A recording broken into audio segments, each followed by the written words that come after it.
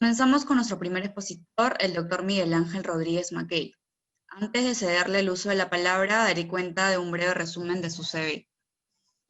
El doctor Rodríguez es abogado por la Universidad Nacional Mayor de San Marcos, maestro en Relaciones Internacionales y Comercio por el Instituto de Gobierno y Gestión Pública de la Universidad de San Martín de Porres, presidente del Instituto Peruano de Derecho Internacional y Relaciones Internacionales, miembro titular de la Sociedad Peruana de Derecho Internacional, miembro de número de la Academia Interamericana de Derecho Internacional y Comparado, profesor de Política Internacional en la Universidad de San Marcos y de Derecho Internacional en la Universidad de San Martín de Porres. También es profesor de la Organización de los Estados Americanos.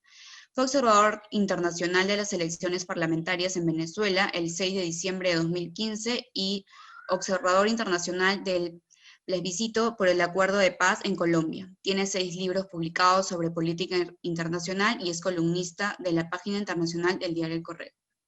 Doctor Rodríguez, le doy el uso de la palabra. Muchas gracias. Muy buenas tardes con todos y cada uno de ustedes.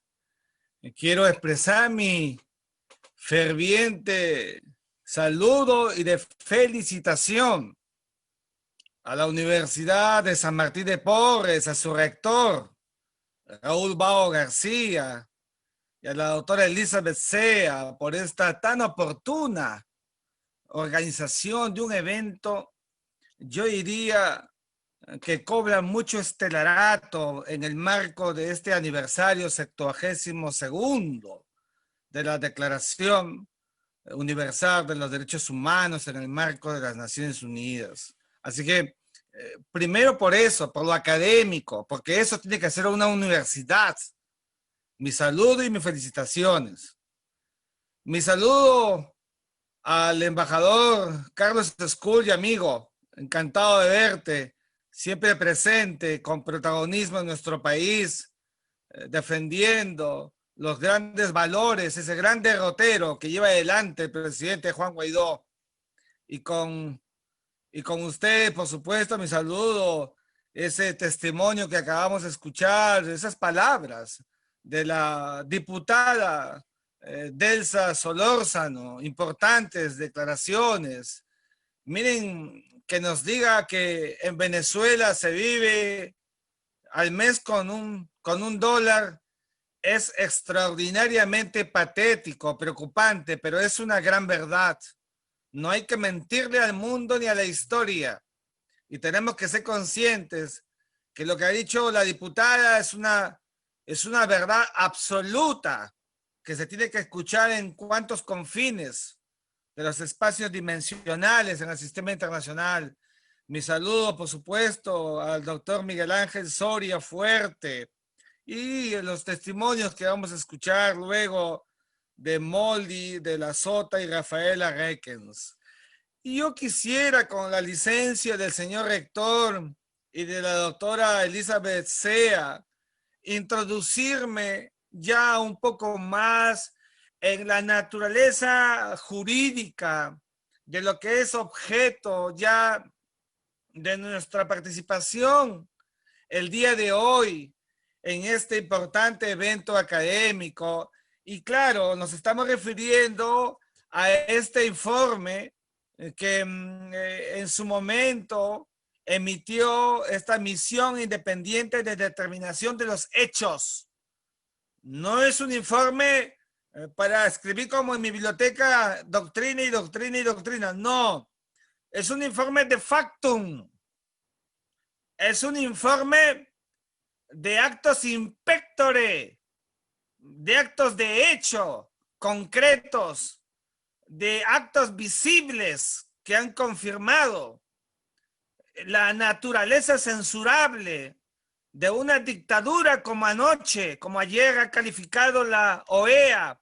En mi columna de mañana, que ya les anuncio en correo, como saben que la tengo todos los días, estoy aplaudiendo a la OEA por haber calificado la consolidación de un régimen como el que tiene Venezuela de dictadura. Y digo, claro, Hubiera sido mejor que lo diga antes, pero es bueno que lo haya dicho. Una dictadura completa la que hay en Venezuela, junto a Nicaragua y a Cuba. Una proscripción absoluta en pleno siglo XXI que existe en las Américas. Ayer en la clase de mis alumnos, antes de ayer, de Derecho Internacional, aquí en la Universidad de San Martín, les decía, es inconsistente sostener la viabilidad de una democracia en las Américas, yo no digo con lunares, sino con verrugas, como las que hay en Venezuela, en Nicaragua y en Cuba. Stricto sensu, me abocaré en consecuencia a este informe contundente, un informe hecho sin apasionamiento, bajo la certeza de lo que en el derecho, la ciencia del derecho tiene, que es la verificación de los actos que han sucedido, que han pasado. Casi 2.831 casos registrados, y cuántos más por registrar habían, por una comisión que empezó a trabajar en el 2019, en septiembre, y que nunca pudo llegar a Venezuela, por dos cosas. Primero, por la pandemia. Seguro que sí.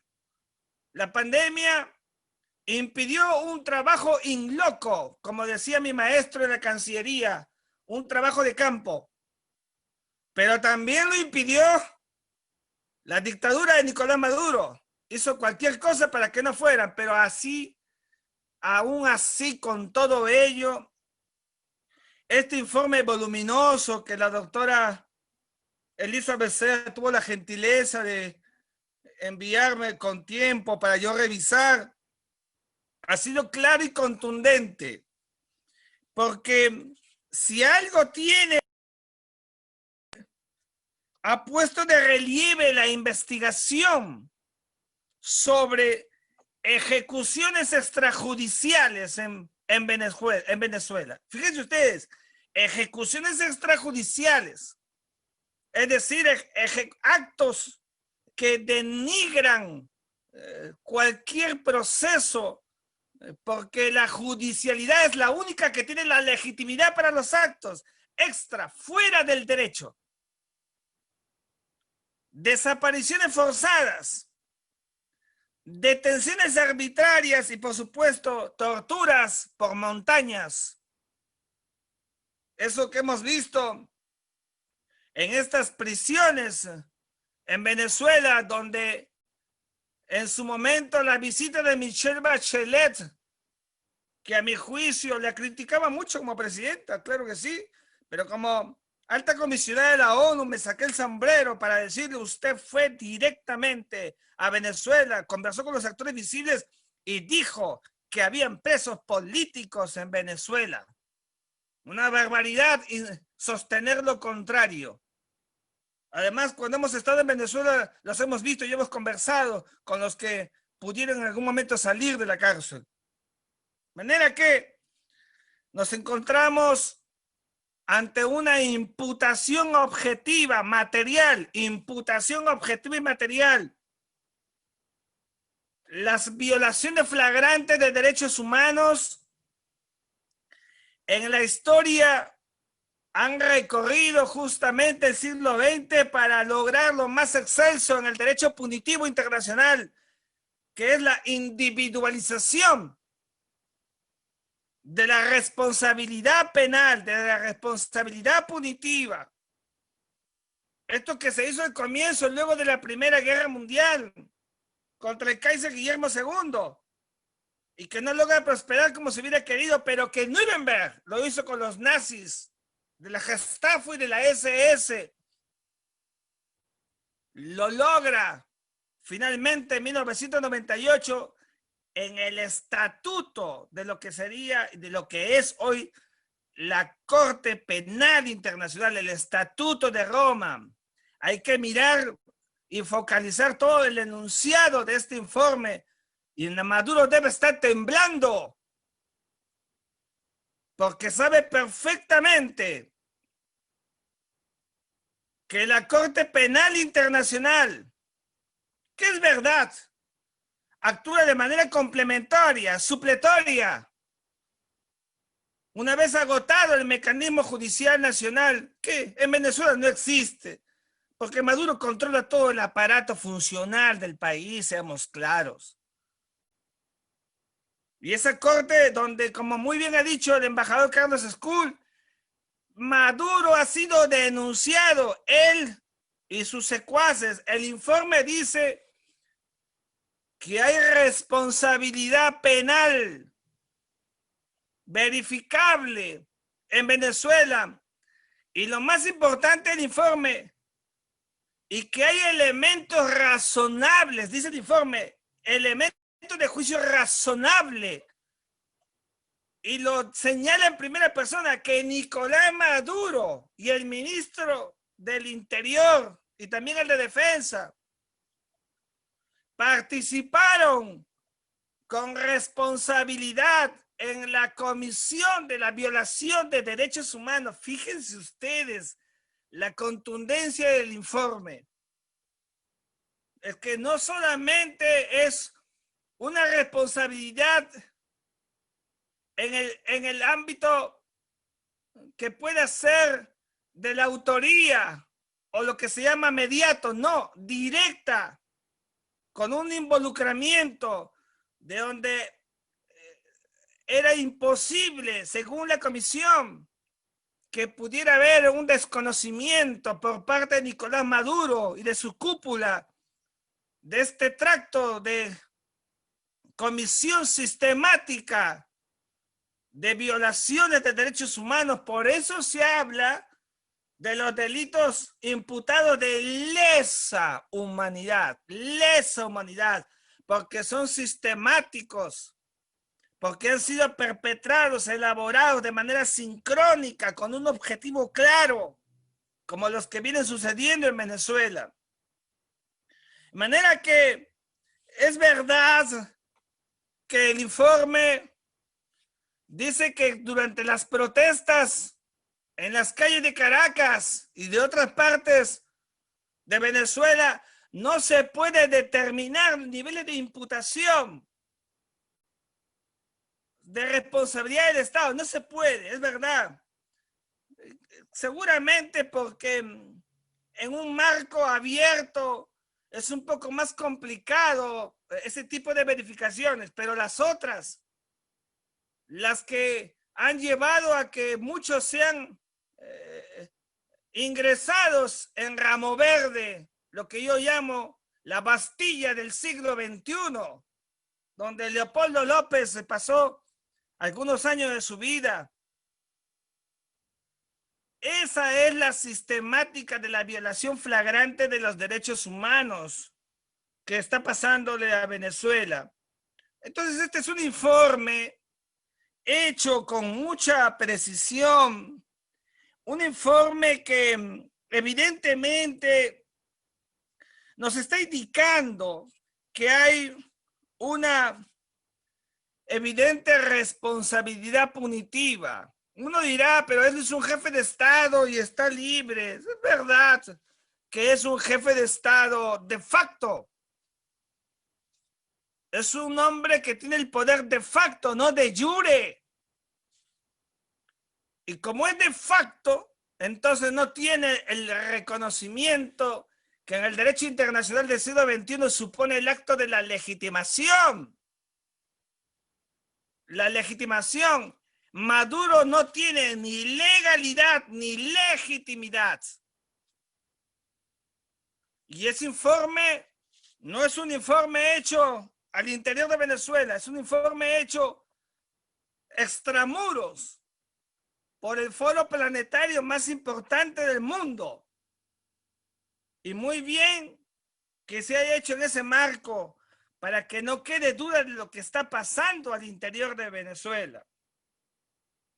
En algún momento recuerdo que se habla del criterio humanitario. Es verdad, hay criterio humanitario de relieve, derecho internacional de los derechos humanos, son los derechos en todo tiempo, en todo momento. y que siempre deben ser protegidos. Y por ese ratio de protección es que la comunidad internacional tiene que ponerle, a mi juicio, más atención a Venezuela porque no le ha estado poniendo la atención debida. Maduro se ha camuflado en una pandemia y en el marco de esa pandemia ha preparado todo lo que hemos visto el día 6 de diciembre. Una pantomima, un pseudo acto jurídico que es una ofensa a la majestad de las democracias. Por eso le dije al Grupo de Lima que no solamente hay que hablar de pronunciamientos, sino que hay que dar un paso más. Como lo decía el eminente Raúl Porras Barrenechea en 1960, hay que dar un paso más. De manera que nos encontramos aquí ante un informe que está encuadrado entre los delitos que refiere el Estatuto de Roma. Como ustedes saben, el Estatuto de Roma habla de el crimen de genocidio, crimen de guerra, crimen de lesa humanidad y el crimen de agresión. Lesa humanidad por sobre todo. Ahí hay una serie de delitos donde el asesinato selectivo, sistemático, que viene haciendo Nicolás Maduro para eliminar a la gente, y por esa razón llamo la atención a la Cancillería peruana, porque es verdad que al Perú han llegado cerca de 950,000 y algo más de venezolanos, y que tenemos a la fecha, según tengo la tarjeta, 432 refugiados. Yo creo que ya son más. Entonces hay que mirar con lupa, porque todos no son refugiados. Es evidente que Maduro está buscando y sistemáticamente a más que 432 para eliminarlos, perseguirlos directamente. Entonces, los refugiados son más que 432. No son los 950,000, no es el millón, es verdad. Pero ahí hay que también hacer una auscultación para verificar lo que le está pasando a los venezolanos que han tenido que salir de su patria, que suman ya cerca de 5 millones en estos últimos tiempos. Una desgracia total que nadie quiere para un país amigo y hermano como es el caso de Venezuela. De manera que creo que en esta etapa en la que nos encontramos frente a un resultado jurídico, es verdad, no es un informe judicial, no es un acto vinculante, es verdad, pero se trata de un informe del foro más importante que tiene veracidad, certeza y que promueve y genera responsabilidad para que la comunidad internacional pueda actuar. Y yo creo que la comunidad internacional, primero, si ayer la OEA, para condecir la coherencia de lo que he dicho, califica al régimen político en Venezuela de dictadura, entonces, ¿qué hacemos con la Carta Democrática Interamericana que aquel 11 de septiembre el Perú fuera promotor de ella y se firmara aquí en el Perú para toda América?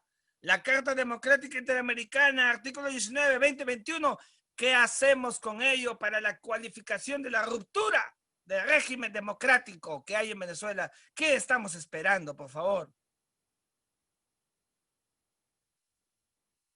De manera que, y en el marco planetario, en el anillo más grande, como decía Winston Churchill, el anillo del planeta, que es la ONU, es donde debe verificarse una recomposición del Consejo de Derechos Humanos de la ONU, donde está Venezuela. Es una absoluta inconsistencia. de que Venezuela, un país con violación de derechos humanos por un informe de la ONU, esté partícipe en una comisión de la propia ONU. Yo acabo de estar en Naciones Unidas y en los pasillos de la Asamblea General, lo dijimos el año pasado, en las conversaciones que hemos tenido, que es una inconsistencia.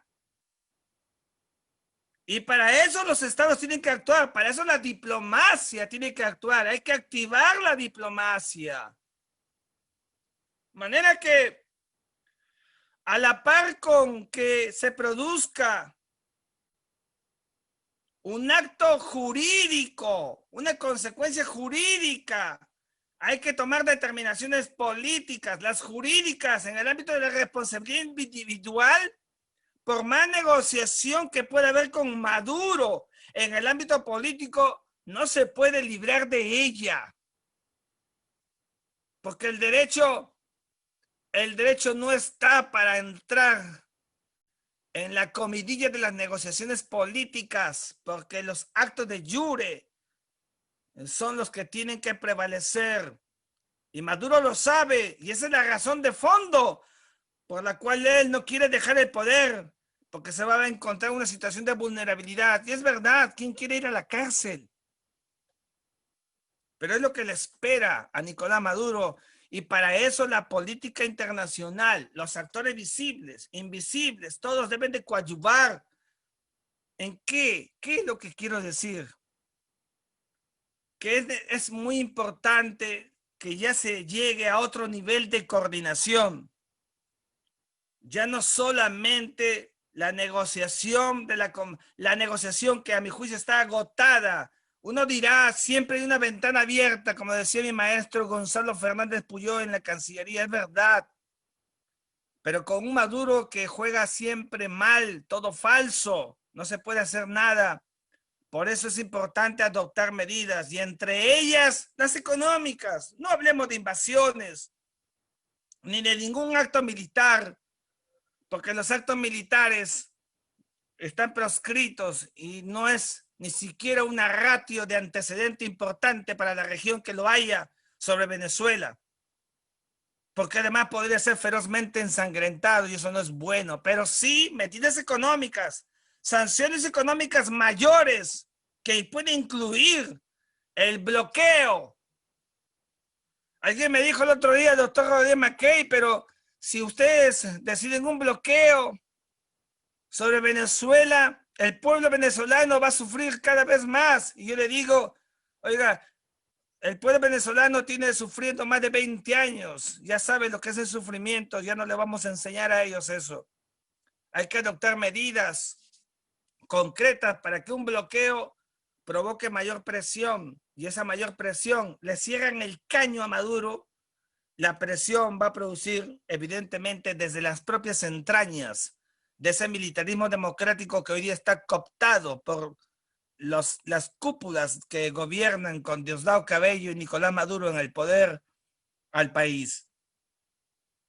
Y de otro lado, es muy importante que se produzca cuanto antes la ratificación de la continuidad, de la constitucionalidad, de la regencia de Juan Guaidó como presidente de jure de Venezuela. Y eso tiene que hacerlo la Asamblea Nacional, ¿cómo no? Y confirmado por las cancillerías, por los países del mundo, que cada vez más se suman a reconocer a Juan Guaidó como presidente de jure. Esta continuidad es necesaria, porque así lo dice el artículo 2, 3, 233, 335 de la Constitución de Venezuela, que ante una circunstancia de vacío debe continuar quien tiene el poder del derecho, que es el poder máxime que tiene Juan Guaidó. Y también pedirle a la oposición venezolana que mire ese informe de las Naciones Unidas y que el informe de la ONU los unifique, los llame a la unidad, que es muy necesario en estos tiempos. porque le falta la unidad que hasta ahora no consiguen, y que cuando no la hay, Maduro evidentemente mueve mejor sus fichas y su ajedrez. De manera que, señor rector, doctora Elizabeth Sea, creo que nos encontramos frente a dos hechos claros. Primero, la confirmación de informes sucesivos, el de Michelle Bachelet y el de la determinación de los hechos, claramente grafican violaciones de derechos humanos en una Venezuela tomada, cooptada por una dictadura. No hay beligerancia en Venezuela. No existe beligerancia. Esto es muy importante. Un alumno que es muy inteligente me dice, doctor, pero es un tema de beligerancia. No hay beligerancia, porque en Venezuela no hay dos partes en combate. No existe, no hay DIH. Hay derecho internacional de los derechos humanos, claro que sí, derechos humanos. Y de esto podríamos escuchar, yo con mucho amor, escuchar las cátedras de Elizabeth Sea, que nos puede hacer un desarrollo completo. No hay DIH. Aquí lo que hay es un país con una grave crisis política, económica, social, interna, por un régimen que es una dictadura y que controla todo el aparato del Estado. Y que, como le he dicho a mis amigos embajadores aquí en la Cancillería, no se va a lograr nada con una velita misionera. No se va a lograr. Hay que actuar con las reglas que da el derecho internacional el día de hoy, y el bloqueo es lo más sensato y las sanciones económicas lo más sensato que siguen. Si acaso no queremos que haya otro próximo informe con una multiplicación de asesinatos, de informes por muertos, por torturados en Venezuela. El pueblo de Venezuela necesita el apoyo de todos nosotros. Necesita el apoyo de la comunidad internacional. Tenemos que actuar. La diplomacia sensata, que es la que prevalece en una circunstancia como esta, tiene que dar el paso para que este informe, que es un informe verídico, certero, se materialice con hechos concretos y no solamente declarativos, como es lo que está esperando a un país que tiene 31,000 muertos al año. Fíjense ustedes, 31,000 muertos y más de 1,000 presos políticos. Y eso le pasa a América. Una ofensa a la majestad de la historia del propio Simón Bolívar, que luchó tanto en el Congreso Anfictiónico de Panamá para crear una visión ecuménica y panamericana de lo que significa la unidad continental, pero que en pleno siglo XXI, con un régimen como el que actualmente existe, es absolutamente insostenible. Apoyemos finalmente a toda la diplomacia de Juan Guaidó. Démosle todo el respaldo y el apoyo posible para que sigan haciendo la tarea de coadyuvar en generar toda la estrategia que permita que las fuerzas internas de Venezuela acaben con la dictadura de Nicolás Maduro. Muchísimas gracias por la oportunidad. Muchas gracias, doctor Rodríguez, por su intervención.